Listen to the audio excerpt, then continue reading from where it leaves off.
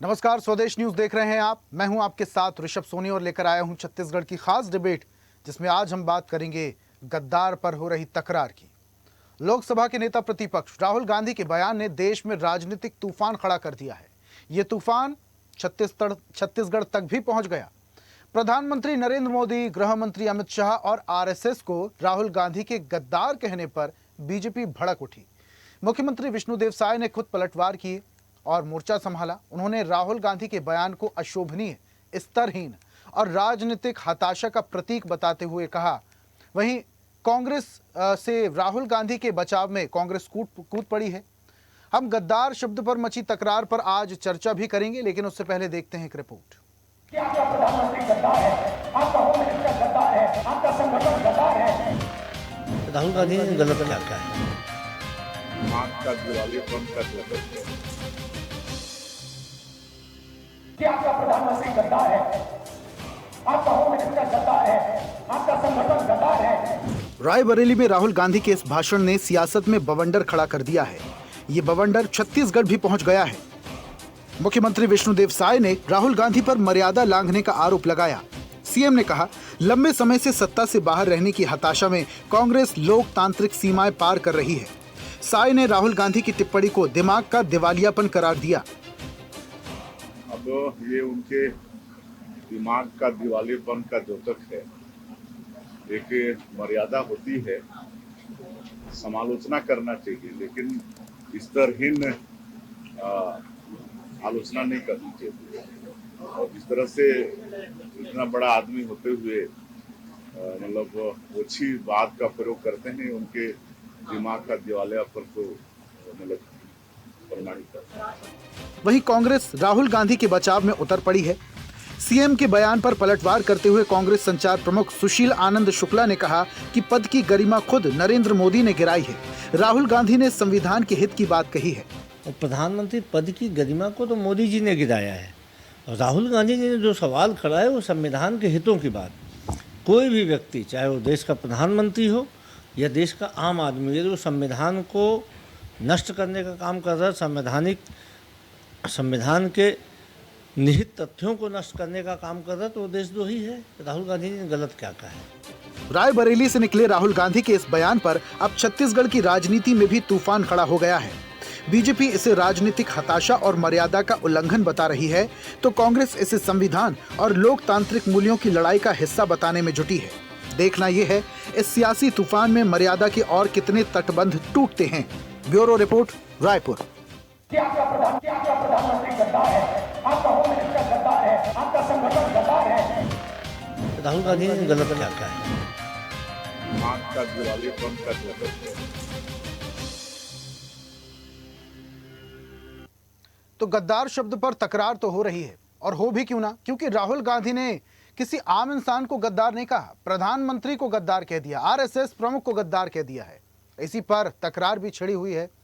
विपक्ष जो है, यानी कि कांग्रेस पार्टी, वो राहुल गांधी के बचाव में आ गया है। विपक्ष का कहना है कि आखिर उन्होंने गलत कहा ही कहा। इसको लेकर तकरार छिड़ी हुई है। इसी पर हम बहस भी करेंगे। कुछ मेहमान हैं हमारे साथ। बीजेपी से हमारे साथ रितेश मोहरे जुड़ रहे हैं। रितेश जी, बहुत स्वागत आपका। और कांग्रेस का पक्ष रखने के लिए हमारे साथ अनादि शुक्ला हैं। अनादि जी, आपका भी बहुत स्वागत करते हैं और चर्चा की शुरुआत करेंगे। अनादि जी, आपसे ही चर्चा की शुरुआत करते हैं।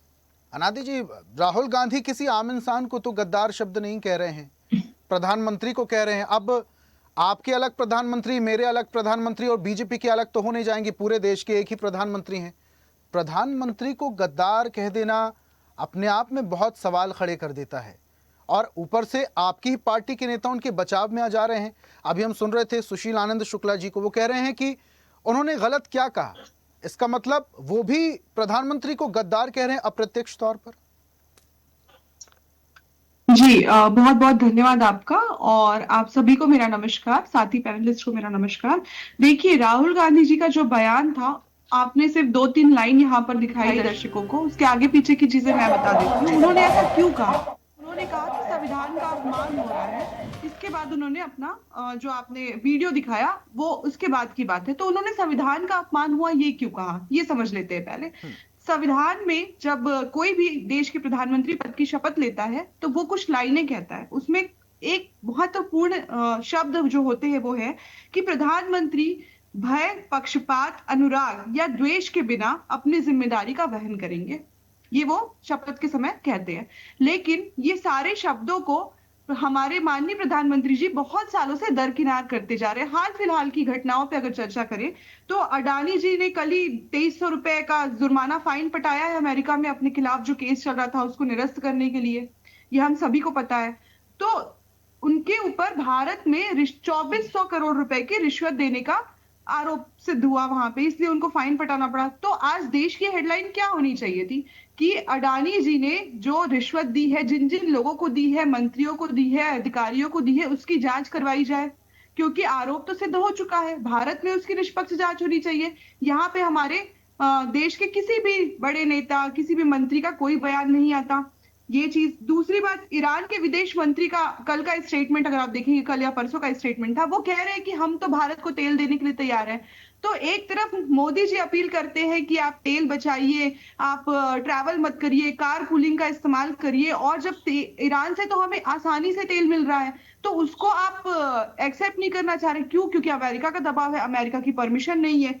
फिर रशिया में गैस का जहाज जो भेजा गया था रशिया के द्वारा अभी गुजरात के तट पर, उस गैस के जहाज को वापस लौटा दिया जाता है क्योंकि अमेरिका की परमिशन नहीं है। तो आप बताइए, 125 करोड़ से ज्यादा लोग रहते हैं इस देश में, इस इतने बड़ी 6 नंबर की इकोनॉमी है हमारी, सबसे बड़ी डेमोक्रेसी है, वहां के प्रधानमंत्री जी अगर अमेरिका के कहने पे चलने लगेंगे तो उनको क्यों नहीं कहा जाएगा? उनके ऊपर सवाल कैसे नहीं उठेंगे? नीट का पेपर लीक हुआ, 22 लाख से ज्यादा बच्चों का भविष्य खतरे में, अंधेरे में, और पहली बार नहीं हुआ, दूसरी बार हुआ है। अकाउंटेबिलिटी किसकी है? किसी मिनिस्टर ने इस्तीफा दिया? क्या इसकी कोई जांच हुई? पिछले बार भी एक कमेटी बिठाई गई थी, सीबीआई ने जांच की, कुछ चंद लोगों को पकड़ा, बात खत्म हो गई। तो क्या हम इतने फेल हो चुके हैं, हमारा सिस्टम इतना फेल हो चुका है कि हम देश को सही तरीके से चला नहीं पा रहे? देश में इतनी आर्थिक तूफान आने वाला है, कहा जा रहा है, बार बार संकट पैदा हो गया। आज ही दैनिक भास्कर की हेडलाइन में था कि छत्तीसगढ़ में डीजल पेट्रोल नहीं मिल रहा है, कोई ट्रैवल नहीं कर सकता, बहुत सारी बसें जो है, सार्वजनिक बसें जो चलती थी वो खड़ी हो गई हैं, पेट्रोल की किल्लत हो रही है, डीजल की किल्लत हो रही है।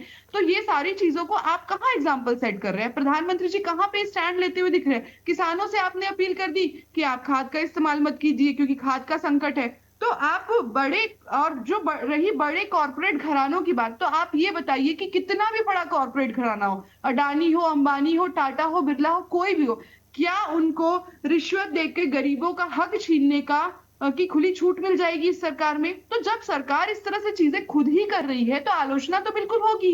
इन सबका जवाब आज बीजेपी के किसी भी बड़े नेता से या मेरे साथी प्रवक्ता जी से ले लीजिए और मुझे बता दीजिए कि क्यों ना कहा जाए। ठीक है, जो राहुल गांधी जी कह रहे हैं, सवाल इस सवाल उठा का रहे हैं, वो जवाब ले सवाल लेते क्यों हैं। ना उठाए जाए? ठीक है, रितेश जी सुन लिया, अनादि जी बता रही हैं कि राहुल गांधी ने प्रधानमंत्री को आखिर गद्दार क्यों कहा।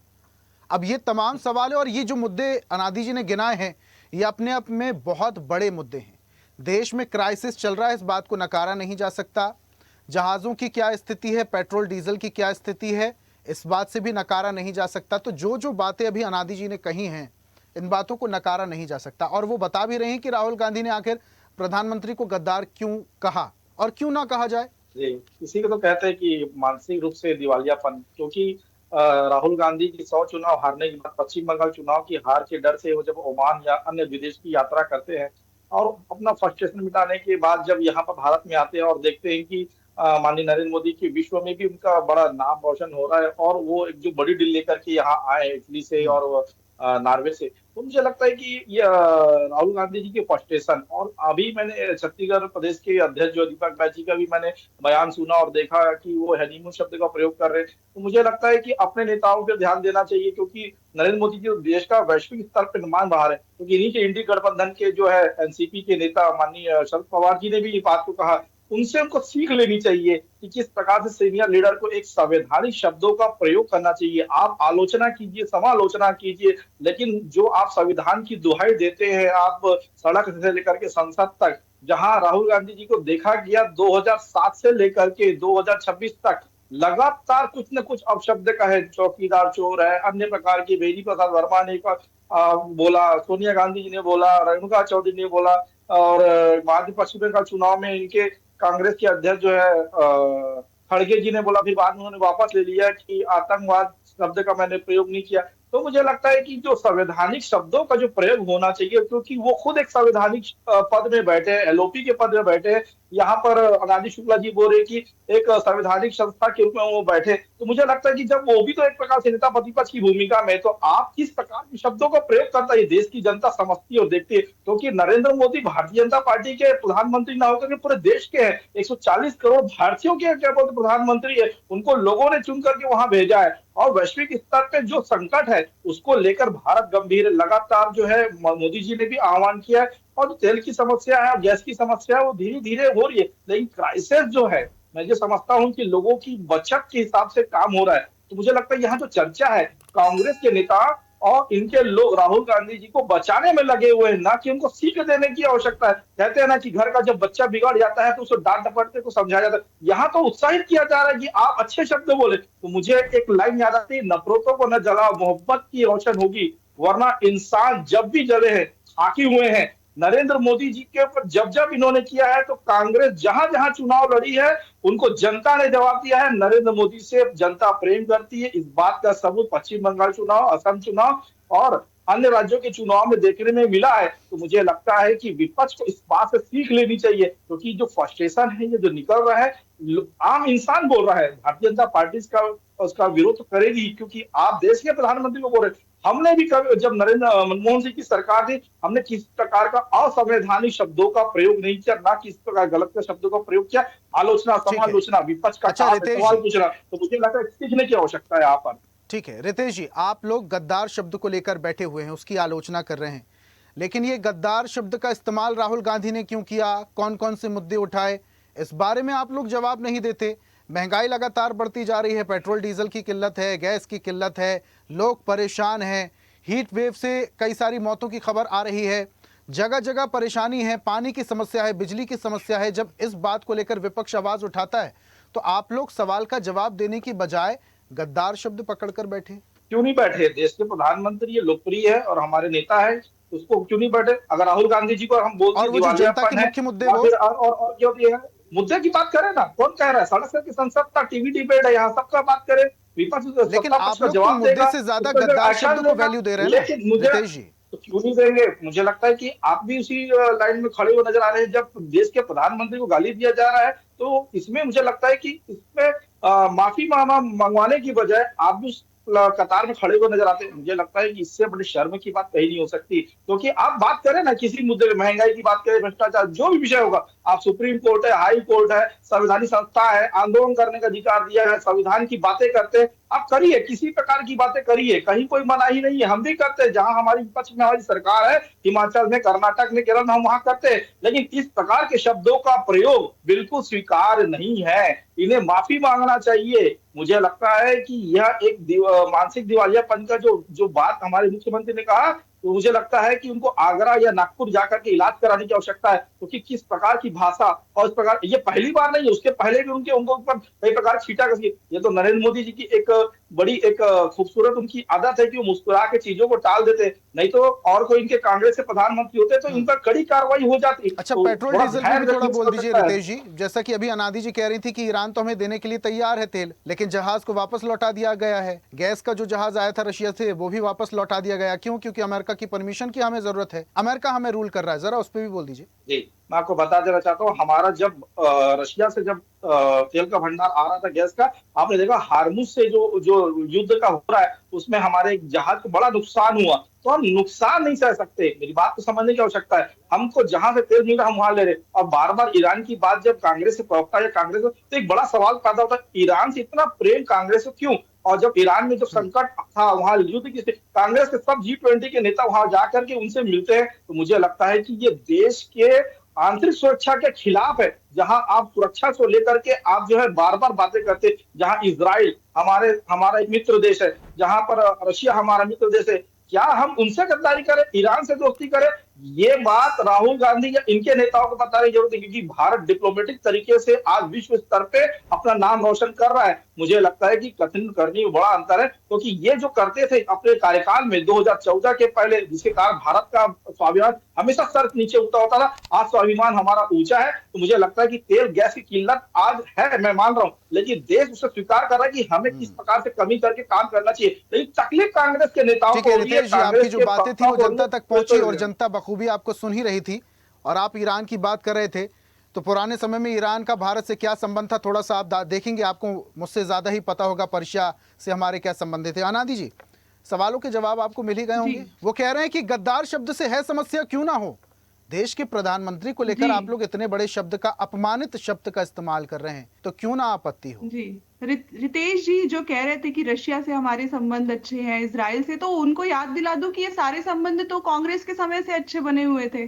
कोई नई नई दोस्ती तो हुई नहीं है रशिया और इजराइल से हमारी, ये सब तो पुराने संबंध थे जो अब आगे बढ़ रहे हैं। दूसरी चीज, आप बार बार ये कह रहे हैं कि आपके बड़े नेता नितिन नवीन जी की बात करूं, उन्होंने भी कहा कि प्रधानमंत्री जी की आलोचना देश की आलोचना है। तो आप एक बात बताइए, क्या नेहरू जी, इंदिरा जी, राजीव जी, मनमोहन सिंह आलोचना करते तो तब वो देश की आलोचना नहीं कहलाएगी?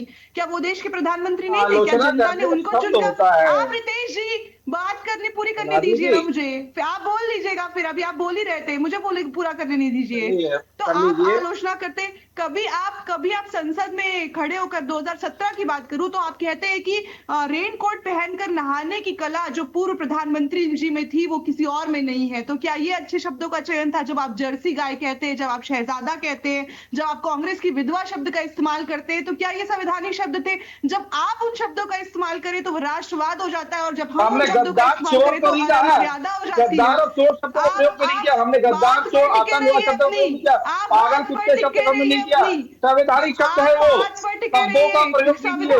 हम बात को ठीक है, संविधान में कहा लिखा है, इसका मतलब कांग्रेस पार्टी बिल्कुल पक्षपाती पार्टी है। आप अनैतिक शब्दों का प्रयोग करें, इसका मतलब क्या है? मुझे मेरी बात पूरी करने दीजिए, आप मेरी बात पूरी करने दीजिए। राजनीतिक क्षेत्र में एक सवाल का जवाब आप नहीं दे पा रहे हैं, एक सवाल का जवाब आप नहीं दे पा रहे। आपके राहुल गांधी के क्यों चुका हुआ है आतंकवाद से, नक्सलवाद से हमने लड़के जीतने का प्रयास किया है। भारत को अमेरिका की परमिशन की जरूरत क्यों पड़ रही है? इसका जवाब नहीं है आपके पास रितेश जी। भारत को अमेरिका की परमिशन की जरूरत क्यों पड़ रही है? क्यों? अर्थव्यवस्था तीसरे नंबर पे पहुंचना चाहते थे, चौथे पे थे, छठवें पे आ गए हम। आपको ये नॉलेज नहीं है, आप अपना नॉलेज क्लियर करके ब्रश करके आपको नॉलेज ठीक नहीं है। 39वें नंबर पे था, 39वें नंबर पे मनमोहन सरकार का था, हमने उसको आगे बढ़ाने का काम किया। आप थोड़ा स्टडी कीजिए, आप लोग तो जैक जीपीटी उपयोग करते हैं। कितनी परेशान है आज देश की जनता, लाइन में लगी है पेट्रोल डीजल के लिए, और आप लोग क्या कर रहे हैं? क्या कर रहे हैं देश के प्रधानमंत्री जी? डीजल पेट्रोल आ जाइए आपका पेट्रोल तो विजय क्या कर, राहुल गांधी जी भी करे, क्या है उनको हक है? प्रधानमंत्री जी तो विश्व का नाम नहीं है। आप सत्ता के कार्य पर सवाल उठाना ही है विपक्ष का सवाल उठाना कर रहे। राहुल गांधी जी क्या इज्जत कर दिया भारत के खिलाफ, क्या बता दिए? राहुल गांधी देश के खिलाफ सड़क बढ़ जाते, आतंकवादियों से हाथ मिलाते बढ़ जाते। 2014 की पहले घटना बता दूं मैं, मनमोहन सिंह सरकार में, बिल्कुल घटना बता दूंगा मैं। जांच करवा लीजिए, रिपोर्ट दिखा दीजिए। मुद्दे से भटक रहे आप।